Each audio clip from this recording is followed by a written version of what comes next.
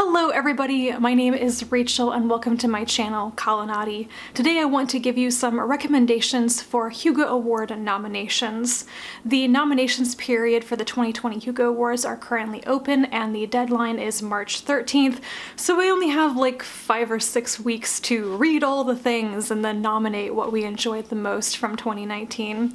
I'm going to assume that if you are watching this, you already know what the Hugo Awards are, and you probably already know if you can nominate and/or vote with your Worldcon membership. If you do not have a membership to the Dublin Worldcon or the 2020 New Zealand Worldcon, you cannot nominate. I'm sorry, the deadline is passed for that. But if you get a membership now to the New Zealand Worldcon, you will get the ability to vote later when the finalists are announced. I was kind of wrestling with myself about whether I would do a recommendations list this year because, well, I'm not very well read in 2019 works, and certainly not for every category in the Hugo Awards, but I decided to go ahead with what I have because I did really regret not getting a recommendations list out last year, so I'm not going to make that mistake again. But the caveat for this video is that I'm not going to cover every single category, and I only have like 1 or 2 recommendations in a couple of categories. I'm also going to mention a couple of books that I haven't read yet but are on my list to read for consideration before the March 13th deadline. So with that, I'm going to go down the Hugo ballot and let you know what my recommendations are for a bunch of these categories. Let's start with the biggest category, the one that most people care about in the Hugo Awards, and that is Best Novel. Not surprisingly, most of my recommendations for this category are my favorite books of 2019 that were published in 2019.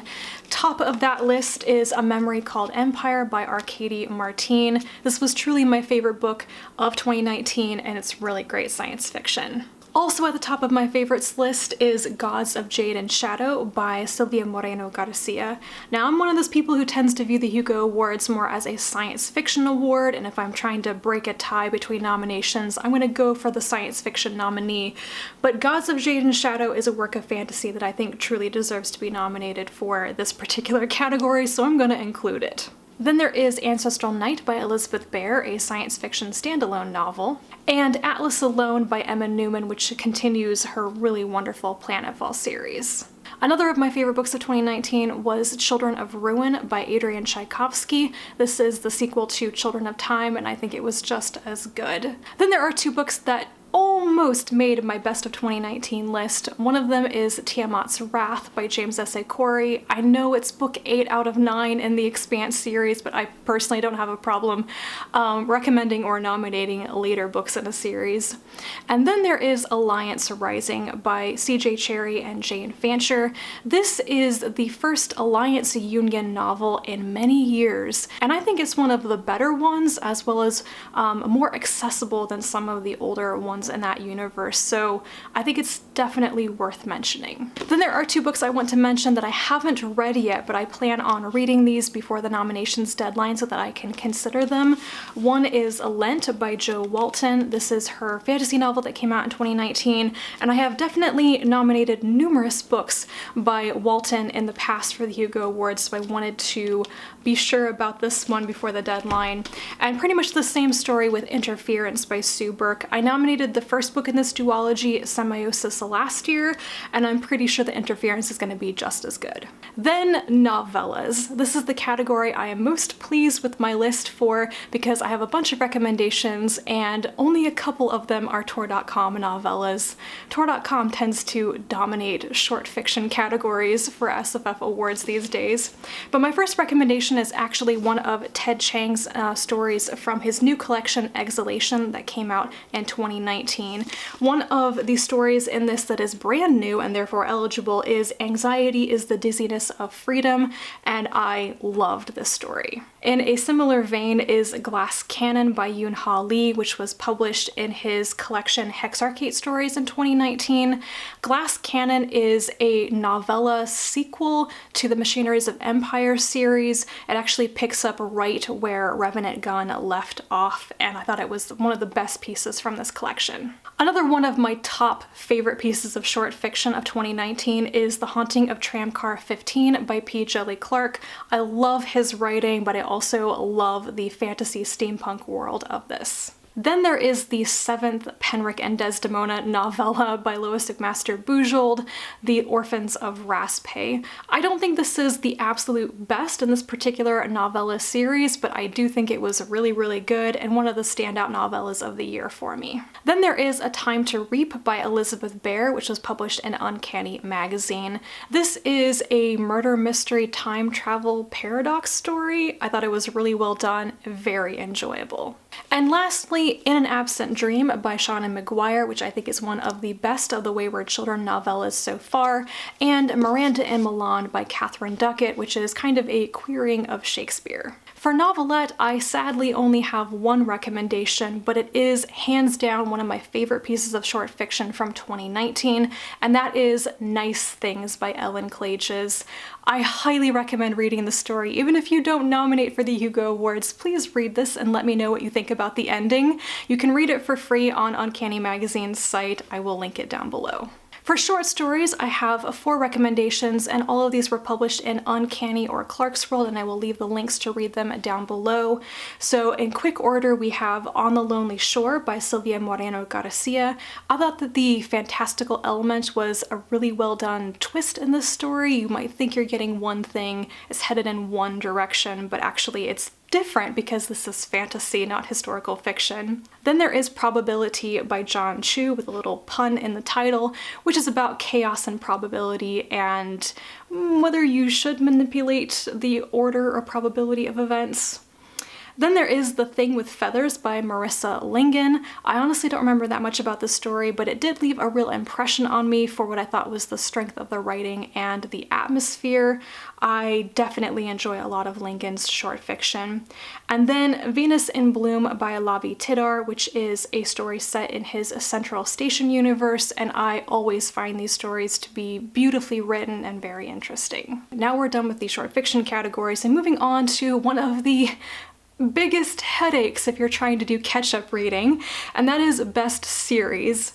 Now, I feel like a lot of the series that I love and highly consider for this category simply aren't eligible this year. Either they've won in the past, which means they'll never be eligible again, or they've been nominated in recent years, so they're not eligible for a little while or until more works come out in the series. But I pulled out 4 that I wanted to mention here. We have the Alliance Union series by C.J. Cherryh and Jane Fancher, which is eligible because of Alliance Rising. Lady Astronaut of Mars by Mary Robinette Kowal is eligible because of a short story that was published last year. This is the one I'm a little bit on the fence about because I love it so much, but we're going to get a 2020 novel in the series, and if it's nominated this year, it won't be eligible next year based on the strength of the novel, and I'm kind of weighing the pros and cons of a strategic approach to nominating this particular one. Then the Parasol Protectorate, or the Parasol Verse, is eligible because Reticence, the 4th and final book in the Custard Protocol series, came out, and I'm a longtime fan of this series by Gail Carriger.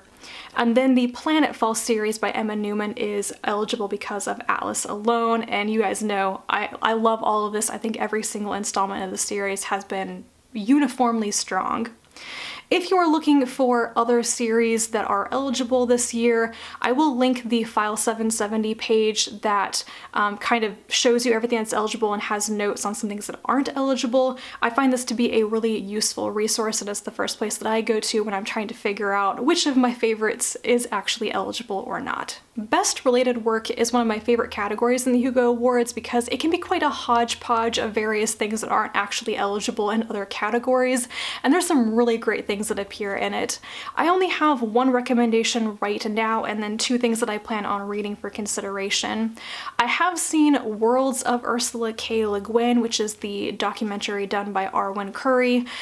I believe this is eligible. I know it had like a small initial screening in 2018, so that maybe makes it ineligible, but its like full release was in 2019 as far as I know. So I'm going to nominate this one. I thought it was very good. And then the two that I'm going to read for consideration are two of the 2019 titles in the Modern Masters of Science Fiction line, and those are Joanna Russ by Gwyneth Jones and Kim Stanley Robinson by Robert Markley. I have read previous titles in the Modern Masters of Science Fiction line and have nominated them in past years. I think that this line is very well edited and just really well written, so I'm hoping that these two will be worth considering. For Best Graphic Story, I would recommend the series finale of The Wicked and the Divine. This is Volume 9, OK. I loved the conclusion to this series and will definitely be on my ballot, though I know it's not everybody's favorite. I think it is worth a look. And then I'm also going to recommend The Midwinter Witch by Molly Knox Ostertag. This is a middle grade graphic novel. It's the third and possibly final book in this series, and it is delightful. Honestly, there are a bunch of trade comics that I want to read to consider for this category. I'm definitely going to try to sneak in the first volume of Ascender by Jeff Lemire because I think that's eligible, and then of course Monstrous Volume 4. I don't watch many movies or a lot of television, so the Best Dramatic Presentation categories are never that big of a deal for me. In long form, I'm going to recommend Good Omens because I think it was actually a really good miniseries adaptation of the book. I enjoyed the casting of that one in particular. And then for short form, I'm going to put in Cibola Burn, which is the season 4 finale of The Expanse. I thought it was a good season overall, and the finale was pretty darn good as well.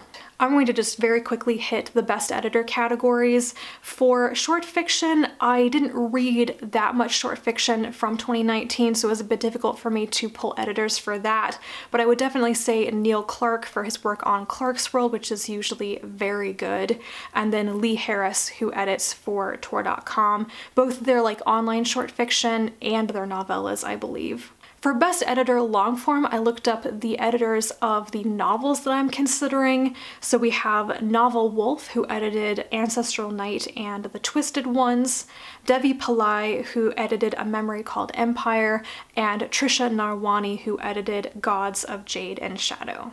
I do believe that Renee's Spreadsheet of Doom for 2020 Hugo nominations has a much longer list of editors as well as the books that they edited from 2019 that make them eligible. So that's another of the resources I will link down below because there's a lot of stuff covered in that I don't know anything about. For Best Professional Artist, I have 3 that I'm going to mention, but I actually don't know if any of them are truly eligible or not. I want to say that for Professional Artist, they have to have a certain number of professional works from the year, and I don't know how many these people have. But my go-to is always Victo Nye. I love her artwork in general. She does a lot of professional work in the SFF industry as well as in other industries. Then there is Yuko Shimizu, who did the Tensorit novella covers for J.Y. Yang, and I believe that Ascent to Godhood is the one from 2019. And then Jamie Jones. I know that he did the Murderbot novella covers, which is what a lot of people might know him for, but those are pre-2019. But I believe that he's done a lot of other covers for SF novels and such, which will probably mean he's eligible. But yeah, I just really like his art style. I don't have anything for Best Semi-Prozine because I didn't regularly read any semi-pro magazines. There is a semi-prozine directory if you are looking up whether something is a semi-pro or professional, because professional magazines are not eligible. I will link that down below. It is where I go whenever I'm trying to jog my memory. Now we're moving into the fan categories, and I don't have anything for fanzine, fan writer, or fan artist. I didn't regularly follow enough people for these categories in the past year, so I don't have any opinions to share. I do, however, have opinions on the Best Fancast category because this is the category that BookTube SFF channels are eligible in. A lot of people think of the Fancast category as for audio podcasts. That's usually what gets nominated in this category, but YouTube channels that cover SFF content are also eligible. So some people that you probably have heard of that I would definitely consider for this category are Elizabeth from Books and Pieces, Thomas from SFF 180, and Cherryh from Onyx Pages, Claire Rousseau, and Kitty G, as well as Rachel from The Shades of Orange. Her channel is more horror-centric, but she actually covers quite a bit of fantasy and science fiction now. And my channel, Kalanati, is also eligible in this category if you need more recommendations. I do also have a BookTube SFF channels playlist that I will link for you. This is by no means a comprehensive list of SFF-related BookTube channels, but I'm pretty sure that anything that's on that list is going to be eligible because I tend to update it with only videos from the past couple of months, which means that they've been active in 2019. And lastly, I want to mention the 2 awards which are not Hugos, but they are awards administered alongside the Hugo Awards. And one is the Lodestar Award, which is like Best YA Science Fiction Fantasy Novel. I don't have any recommendations for this because I shocked myself by not reading anything that qualified as far as I know. Like, I just sadly failed in reading YA or even like middle grade SFF this past year. Oops. I'll be very interested to see who the finalists are though, because I have no clue, no clue about 2019 books in that category. And then there is the Astounding Award for Best New Writer, which is previously known as the Campbell Award for Best New Writer. And this is one of those awards where it's really hard to figure out who is eligible because new writers are only eligible in the first and second years of their professional publication. So you need to know when they were first published in a professional qualifying market. There is a site that tracks this. It's called Writertopia, and I will link it down below. I always go there and check out to see if this has been updated for the current year. It usually tells you right away who is in their first or second years of eligibility and who isn't eligible anymore. And then there's also a Rocket Stack rank page that lists like the first short fiction publication of a lot of people, and therefore that means they're eligible. And I thought this was a really great list with a lot of people's names on it. I pulled out 3 that I had actually read fiction by, which are going to be on my list. There is P.H. Lee, who wrote A House by the Sea, which I believe is the story that was kind of a response to Those Who Walk Away from Omelas by Ursula K. Le Guin. Then there's Aisha Uefera, who wrote The Tailor and the Beast, which I thought was a pretty neat Beauty and the Beast retelling. And Britt E.B. Vida, I'm not entirely sure how to say her last name, and she wrote A Catalog of Love at First Sight, which I think this was published in Uncanny's Disabled People Destroy Science Fiction issue, and I really did like that one. So that is it. That was kind of the whirlwind tour of my recommendations. I feel so underread this time and underprepared. But anyway, I hope this helps you in some small way. All the links will be down below. Let me know if there's anything that you would recommend for Hugo nominations that I didn't cover here, because even though I am rapidly running out of time, I'm going to be trying to cram in a couple more things to read before the deadline. Thank you guys so much for watching, and I'll be back to talk to you again soon, and until then, bye.